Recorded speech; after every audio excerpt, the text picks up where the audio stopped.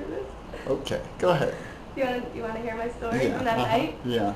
So I was down the road Wait a and my minute, let's friend. start off during the day. What happened during the During day? the day, I hear big storms coming, but Irene happened last year, so I was just like, nothing bad's gonna happen. So I decided to go out and enjoy my night. And I hear Obama being like, "Don't be a hero, escape, get out of the city," and I'm like, whatever, it's not gonna be anything. Around 9 o'clock when the power went out, there was a huge kind of explosion, looked like an alien invasion in the sky. And I decided to go home because I wanted to be warm in my bed in my pajamas. And I get to Avenue C, and I can see my door across the street. But to get across to the street, I had to swim across water that was up to here on me. So I was thinking, my adrenaline's so high at this point, I have to get home into my bed. So I'm swimming across Avenue C, no one's around, pitch dark out. I finally get to my apartment, and I'm like, oh good, I'm gonna get to bed. I go into my apartment, and my rooms are down the stairs. The water was right up to the stairs with all my things just bobbing at the top of the stairs. And I'm staring at this home alone. I had no cell service to call anyone. And I'm just thinking, now what do? Do I dive in? Do I go to save my things? Or do I start crying? Do I run away? Or do I just go to bed and pretend this was a dream? And I went upstairs to some other people in the building. They all got me drunk right away, so I forgot about it. And then the next morning I realized, oh, my stuff's still 10 feet underwater.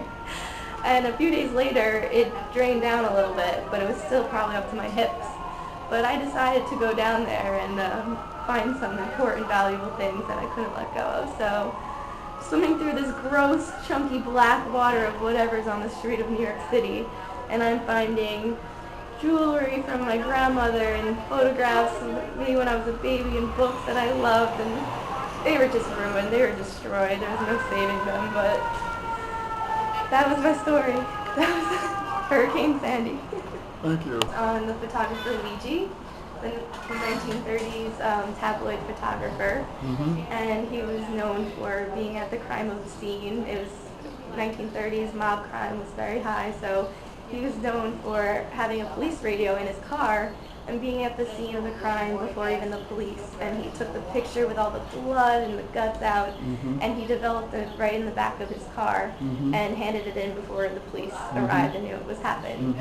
But what separated him from tabloid photographers was he took a step back and included a movie marquee that was saying "The joy of living" when there was a dead body right under it. So I'm kind of evaluating what part of entertainment was in his photographs and what kind of tabloid photographer, what sets him apart from others. So I'm going through reels of microfilm from the 1930s and checking other photographers that covered the same story and seeing their version of the picture, which was solely just a covered body.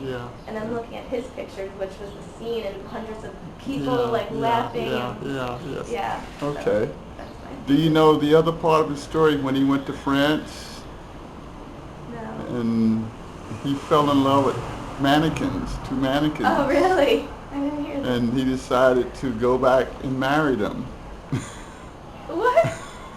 I did not And hear this. I read he through so he so had many so he had books on so this he had to man. buy the mannequins back from the guy who No was using the way. mannequins in a movie. Oh, that's incredible. What movie? And that story is in, I think, Camera.